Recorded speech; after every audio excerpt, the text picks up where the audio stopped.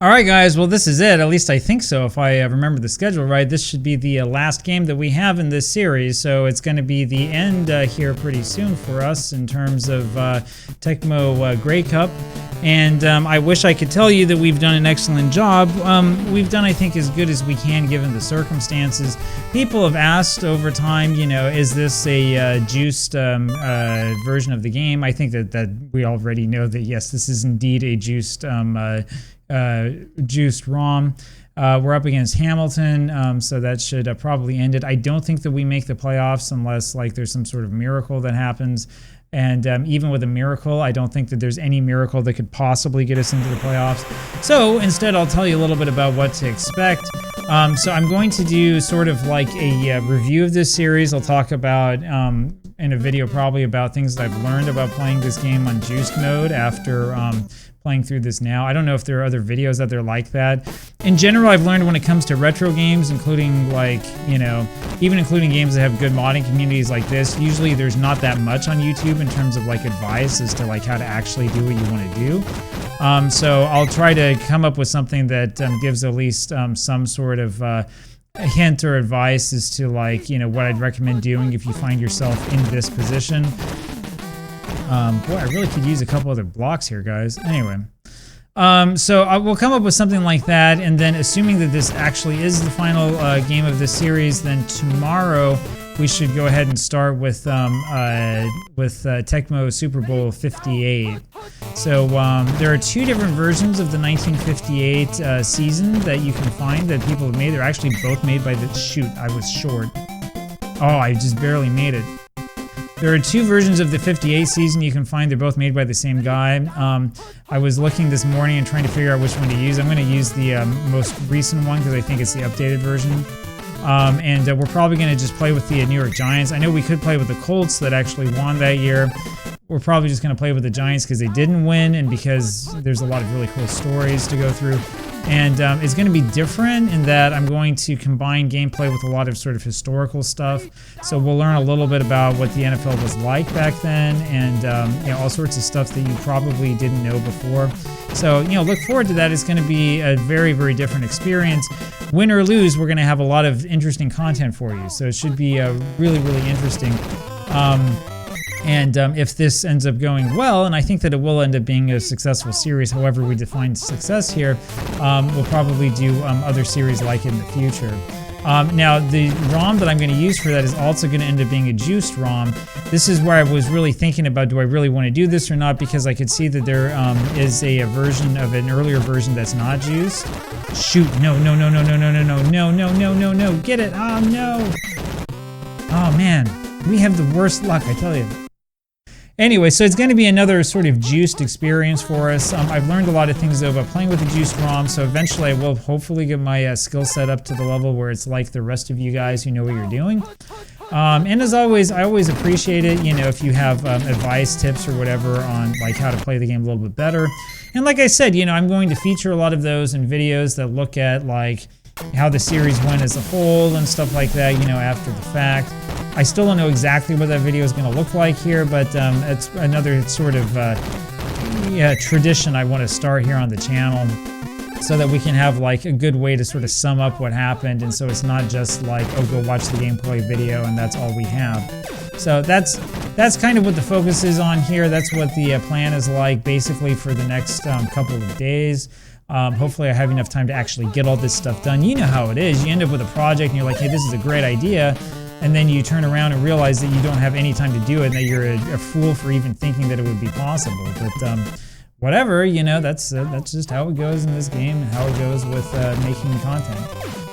Oh, get that. Yes. There we go. And we have the lead. How about that?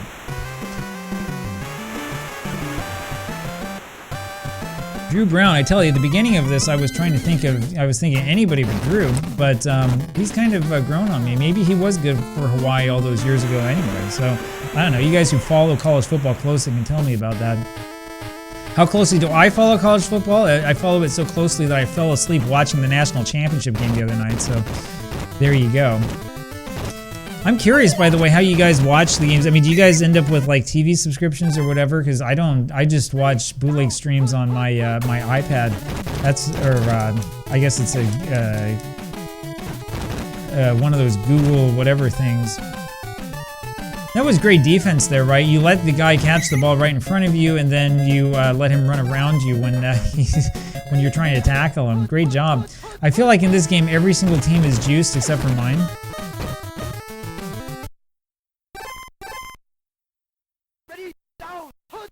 Alright, I think they're gonna run here. And they do. Oh, we stop them. Great.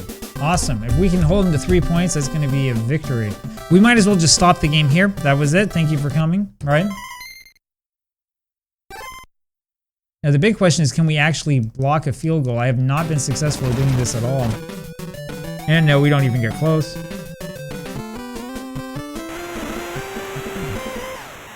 Anyway, though, so yeah, I'm looking forward to sort of messing around with the 1958 version that some kind soul put together and made for free for everybody. By the way, I also found a cartridge version of that if you want to check it out on eBay, though it does cost a little bit of money. Standback, by the way, I didn't even push the A button. He knocked a defender off of him like there was nothing to it. That was a bad pass, but it was a very, very good recovery. So that's one of the things you got to learn when you're trying to figure out how do you play in juice mode. You have to learn how to not freak out when that happens, but you don't necessarily want to go to your first choice. You also need to know when it is that you should probably run instead of pass. A lot of it just sort of depends upon your I was going to say instincts. What I wanted to say is reactions. And you build that up over time. Just like doing anything else in life, right? You want to do it like the hard way so that, you know, oh, shoot, you got to catch the pass, you idiot.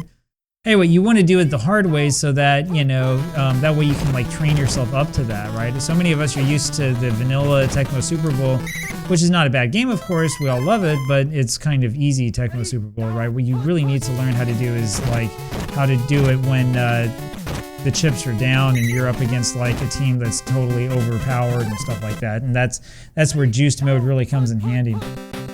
And I keep getting people who tell me that I should, you know, mess around competitive or whatever, which tells me that you're not really watching my videos. If you watch how I play, you would know that there's no reason for me to even think about playing competitive Tecmo Super Bowl. I'm not at that level.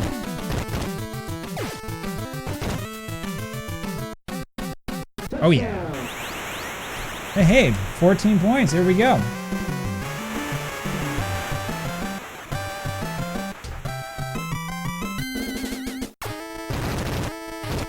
I think we missed this.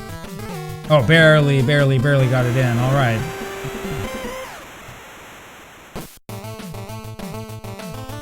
So yeah, lots of great stuff happening on this channel. Tell your family, tell your friends, everybody come by. Let's see if we can improve our reach a little bit. And you know, oh nice. Oh, you got to pick that up, guy. Anyway, it's all good. It's all good. We have a lead. I'm not going to worry that much about it. Well, I got totally flattened there trying to blitz. That didn't work. Oh no, man. How come their receivers can do that? My receivers actually can do that stuff too, but I think one of the other pieces of advice is not to do that. You have to be careful if you see them in the shotgun and you decide to blitz. In many cases, it's actually better to sort of go over here and try to cover guys as best as you can. There was a guy there, by the way. He was behind two of my guys, so that was not a great decision there by the computer. But yeah, we give up 6 points again. That's not bad. Or 3 points, I'm sorry. That's not bad. Somebody was asking about the 3 down thing here, why it is that there's only 3 downs. And I mentioned that a little bit, I think I did in the video I did a while back about Canadian football. But yeah, Canadian football uses the older system, which used to be actually the way that the United States football was set up, in that you know, there are only 3 downs and you have to get 10 yards. And also uses, of course, the 110-yard field, which is controversial these days because they're talking about changing it to the 100-yard field. The United States didn't go to 100 yards until, oh no, don't pass it there, man. Oh, jeez. It wasn't until, what, like, you know, around like 1910 or something like that. Maybe it was the Teddy Roosevelt stuff in 1906. I have to go back and look it up again. But, you know, a lot of the changes that came to the sport over time that we tend to take for granted these days were actually innovations that people came up with. So, like, 4 downs instead of 3, for example. It used to only be 3 downs, right? And, all right, good. We might score another touchdown. Let's see if we can do it. We're not going to get this. Oh, baby. Oh, baby. So that is definitely not on the list of things to do when you're playing this game and they blitz. You're not supposed to throw it into triple coverage. Somebody was just telling me on the comments the other day saying, hey, man, you should stop throwing it to guys who are, like, triple covered. Easier than you think when you're getting blitzed, but it worked out that time, didn't it? I mean, we already have 306 total yards, and we've only played a single half. Maybe this was a good team after all, right? I mean, we should go to the playoffs, right? I mean, I don't know. Playoffs? You want to talk about playoffs? All right, here we go. I'll go to the playoffs with her. Sorry about that. This is a family-friendly channel.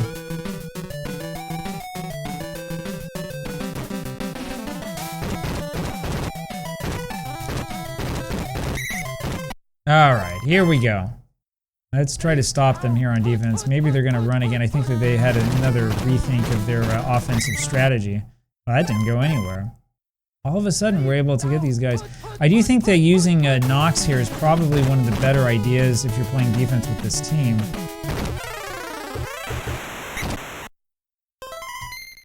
It doesn't really matter that we didn't get that. Interesting, though, that it's 3rd and 11, so they didn't give him very many yards. I'm not sure how that worked out because he gained at least 1 yard on that, so I don't know. May have been a glitch or something by the game. Maybe that they spotted the ball right where the ball went out of bounds or something like that. I don't know. So I was reading somebody talking about playing the juiced up version of one of these Tecmo games and was saying that you know, they barely made it to the playoffs, and then the first game of the playoffs they lost like 84 to like 20 something, and they were talking about how like every kickoff they would end up being taken down in the end zone for a safety. So we'll see what this is like when we do totally juiced 1958. What would be really funny is if it turns out that this is actually not the juiced version, but I know that it is. I mean, what they talk about when they're talking about juiced is like, if you know when you play Tecmo Super Bowl, like the way that it's set up is that if you have success and a good record, like the computer suddenly becomes a lot harder. Basically, the way that the so-called juiced mode is set up is that the computer is harder right from the beginning. And so you're playing on like that hard mode where it's always guarding your receivers and stuff, you know, all the time, just like they are right here. I didn't think I stepped out. I guess I did. So basically, when it's juiced mode, it's set up so that it's like that all the time. I found some guy who was talking about how to set it up. In fact, he even said what hexadecimal changes you have to make to get the game into that mode. So, but yeah, this is literally what it is. It's basically like, that guy really threw that defender. I mean, he threw him about 10 yards.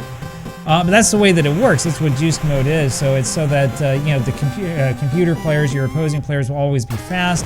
They almost always guess right. If they guess wrong on a play, they will get to your guy in time, and so on and so forth. And naturally, I mean, when you're like skilled at this game, unlike me, if you actually know how to play this game, you know, you get kind of tired of playing it sort of the same old way, and instead you want to play it, you know, in a way that's at least challenging for you.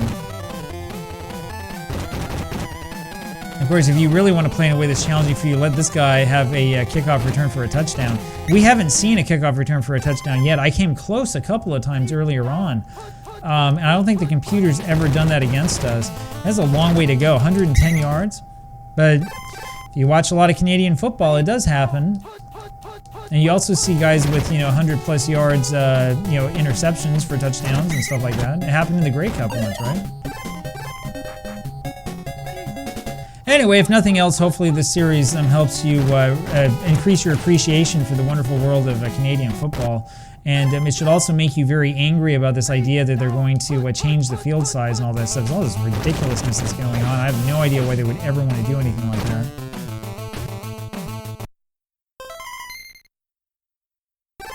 I really don't understand it. I mean, you know, maybe some of you guys feel differently or something, but like when I look at these proposals, I think, I mean, so in the United States, you already have college football that is basically the minor leagues of the NFL. And that's basically kind of the role that it serves, right? I know that, you know, teams have to draft and stuff like that, but in essence, like, college football is what it is, largely because it's kind of the development league for NFL talent. And I mean, it has, you know, all of the, you know, pageantry and all the history and stuff, but as you know, a lot of that history is not really that important these days because of the changes that have come to the sport over time. You know, bowls like, say, the Rose Bowl don't mean these days what they once meant. You know, we can talk about it and they can tell you in the media that it means the same thing, but it's not the same. It's not even close to the same. Right? It's nothing like it was back in, you know, whatever, the early 1990s and so on. Anyway, so that's, we don't want to go out of bounds here. We want to let that clock run. Yep. So, 400 yards offense now. How about that? 81% completion percentage. How about that? But, you know, the problem is that you've already got college football as like the NFL minor league. Do you really want Canadian football to also look like the NFL minor league? Because that's what you're going to get if it follows the exact same rules and all of that stuff, you know. And that's, I think, the biggest concern that people have. It doesn't make sense either from an economic standpoint for the CFL, right? Because there's nobody in the United States that's going to be like, oh, I really want to watch more football, so I'm going to go watch some Canadian football that has the exact same rules, right? It's a much better selling point for the league if you have different rules, if you have, you know, different things going on, you know, and a different experience, right? In fact, that would help, you know, the league have a little bit more, let's just go for it, why not? We've been going for it all the time now anyway. I think we've only punted once. But that's the thing that would help the league, I think, the most, would be to have, like, its own actual identity. Oh, that didn't work. Part of the problem, and I know I said this in the video that I made, part of the major problem that the CFL has is that if you're not from Canada and you're interested in, like, Canadian culture, or if you're like going to go move to Canada or whatever, you're not thinking, oh yeah, I'm going to go to that place with that, you know, Canadian football, you know, and all that stuff, right? Nobody thinks about that. Instead, if you're going to go to Canada and you're thinking about, you know, what do I need to know about, you think about ice hockey. That's the thing that you naturally would associate with Canada, right? And that's one of, I think, the big weaknesses that the CFL has had as the years have gone on. It's never really established itself as a unique sort of Canadian product, to the point where a lot of people, you know, like me from the United States, who you would think would naturally be interested in this sort of thing, end up not even knowing that the CFL is a thing, right? Now, those of you who know your history know that, you know, the CFL was on American television for a while in the 1950s, most famously, but also during the NFL strike of, I shouldn't have gone out of bounds. During the NFL strike of, 1982, CFL games were broadcast on, like, CBS and stuff.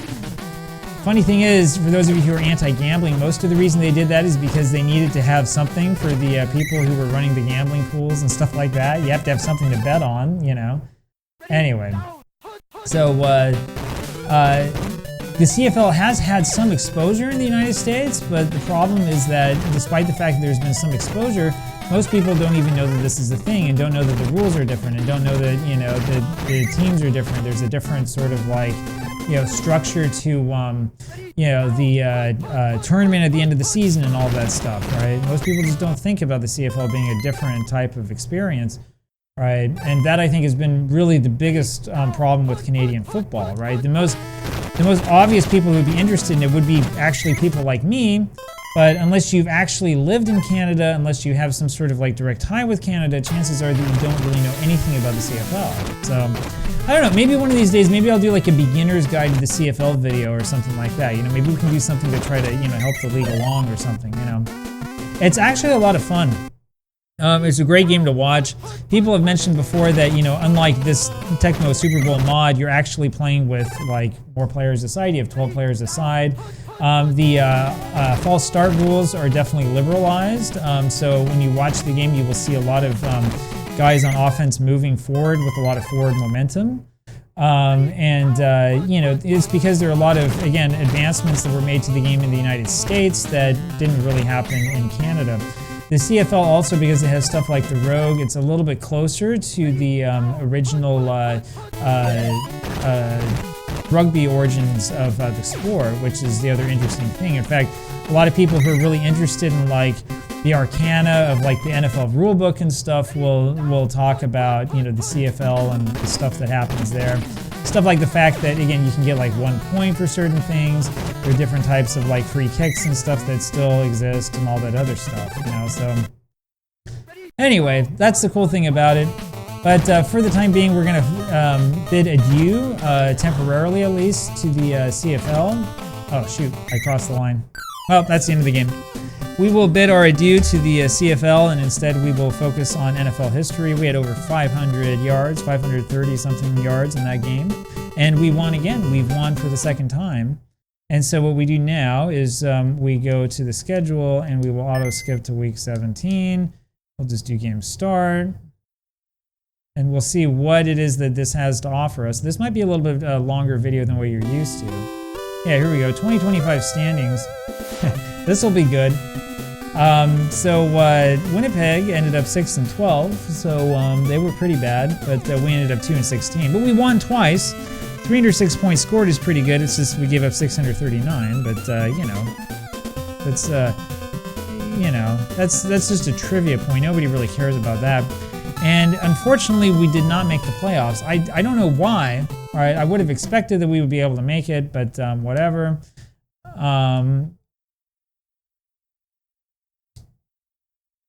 I can't auto skip, so this is what we're going to do.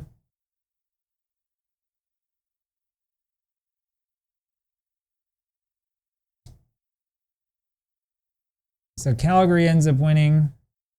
I think we have to do it the old-fashioned way here. So we should see, yeah, Toronto and Edmonton. So Toronto and Edmonton, that's a little bit odd. So for whatever reason, this isn't really divided up the way that you would expect it, since Edmonton's playing in the East. But whatever, it doesn't matter because the Argonauts won. And now let's see what happens next.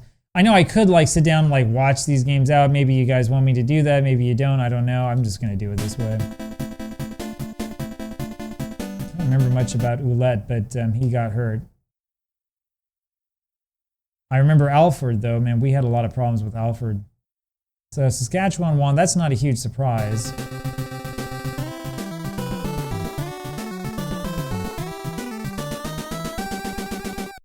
All right.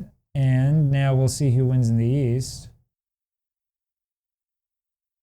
Here's a classic matchup for you.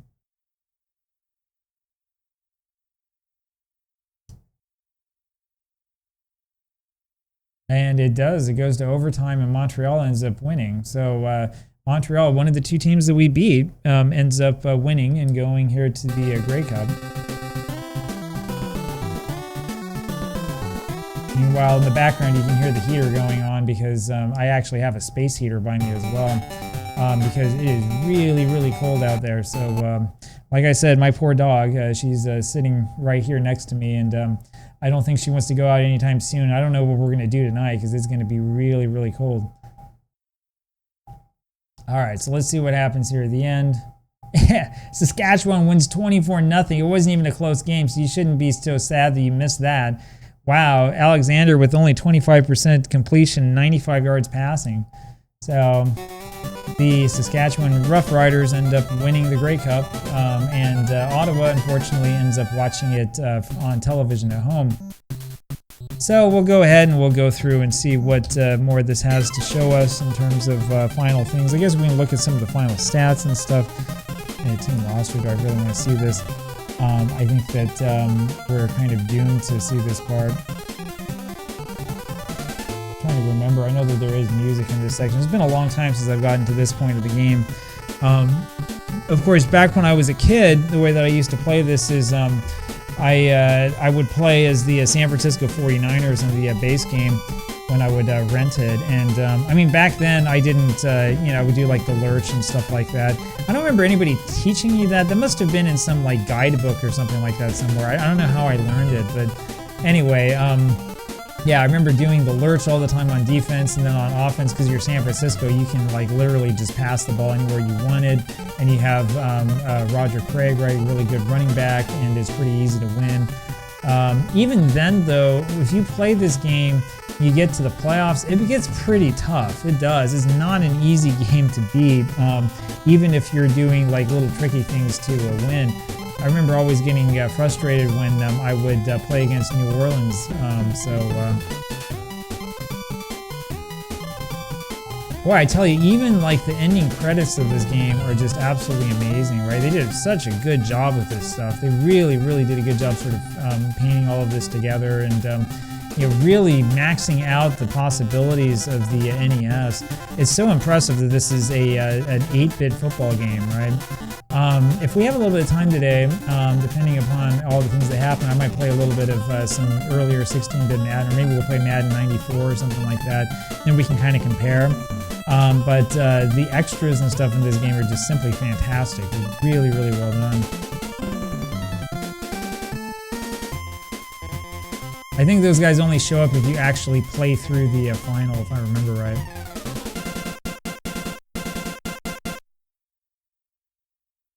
All right, and I think that's it for the ending credits. Let's find out. I want to make sure that I don't leave you in the lurch. I do want to take a look at some of the final stats if it lets me do it, and it should. So let's take a look and see. In terms of passing, we're nowhere near. Brown ends up being last in the league in terms of passing. 13 average yards per pass, though, which is okay, but only 55% completion. For receiving, though, Addison ended up being at the very, very top in terms of numbers of passes caught. So I think my offense was a little bit predictable. I think that they just let him open most of the time. For rushing, it was Deadman, of course. Somebody was saying I should probably not have had Deadman doing receiving duty and running duty, and that's probably right. I also probably picked on him a few too many times, 252 attempts. That gives you an idea of what my offense was like. Overall scoring, of course, our guy Ward is way down the list because Ward didn't kick a lot of field goals. We didn't punt very much, but when we did, it went a long way. 52-yard average, only 8 punts. So we did punt more than once. Interceptions, let's see what happened here. Ringland had 4. I think, yeah, we didn't have any interceptions this last game, so yeah, we haven't been great. But for sacks, it was Malden who had 33 sacks for us. Every time I would grab him, we had a couple of nice sacks. So that's not bad. Punt return should be Deadman. No. Jackson is number 1. Deadman ended up only getting 8 yards per punt return. Of course, this game's juiced up, so it's really hard to get punt returns. But for kickoff returns, Deadman had a 21.8 yard average. Once I figured out sort of the vertical trick to get guys off of me, we started doing a lot. Wow, 1,700 yards just in kickoff returns. And once again, in case you missed it, we're not in that division. Montreal went 15-3. We went 2-16. So we almost won as many games as they lost. In terms of team rankings, this is where the game screws up, right? It just gives me the Lions all the time. So anyway, there you have it. I hope that you enjoyed this series. Like I said, we'll have a couple of videos sort of following up on this tomorrow. We'll have one video following up on this, I should say, and then we'll have a new series starting tomorrow as well. So hope you enjoyed that. New stuff coming pretty soon. Talk to you later.